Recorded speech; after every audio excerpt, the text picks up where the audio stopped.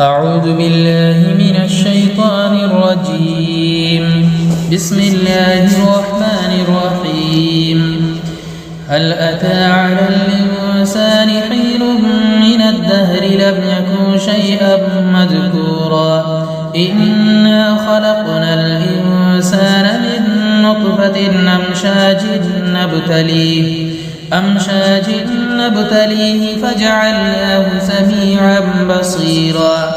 إنا هديناه السبيل إما شاكرا وإما كفورا إنا أعتدنا للكافرين سلاسل وأغلالا وسعيرا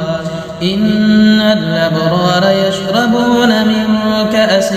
كان مزاجها كافورا عينا يشرب بها عباد الله يفجرونها تفجيرا يوفون بالنذر ويخافون يوما كان شره مستطيرا ويطعمون الطعام على حبه مسكينا ويتيما وأسيرا إنما نطعمكم لوجه الله لا نريد منكم جزاء ولا شكورا إنا نخاف من ربنا يوما عبوسا قمطريرا فوقاهم الله شر ذلك اليوم ولقاهم نضرة وسرورا وجزاهم بما صبروا جنة وحريرا متكئين فيها على الأرائك لا يرون فيها شمسا ولا زمهريرا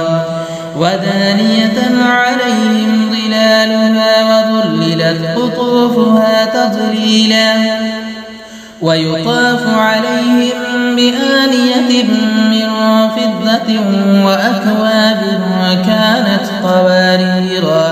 قوارير من فضة وقدروها تقديرا ويسقون فيها كأسا كان مزاجها سرجبيلا عينا فيها تسمى سلسبيلا ويطوف عليهم ولدان مخلدون إذا رأيتهم حسبتهم لؤلؤا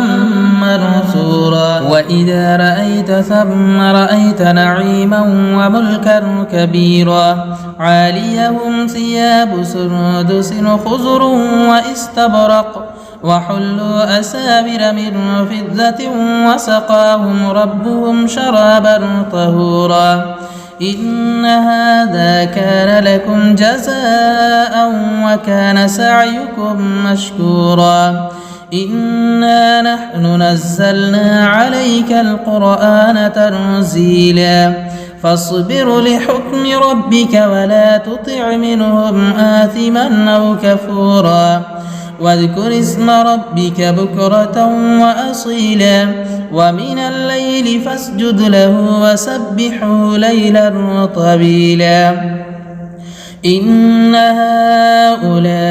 يحبون العاجلة ويذرون وراءهم يوما ثقيلا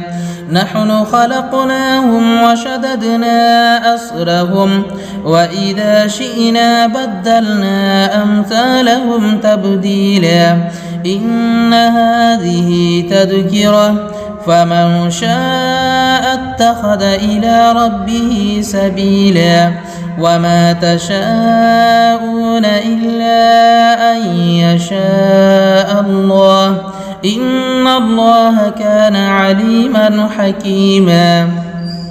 يدخل من يشاء في رحمته والظالمين أعد لهم عذابا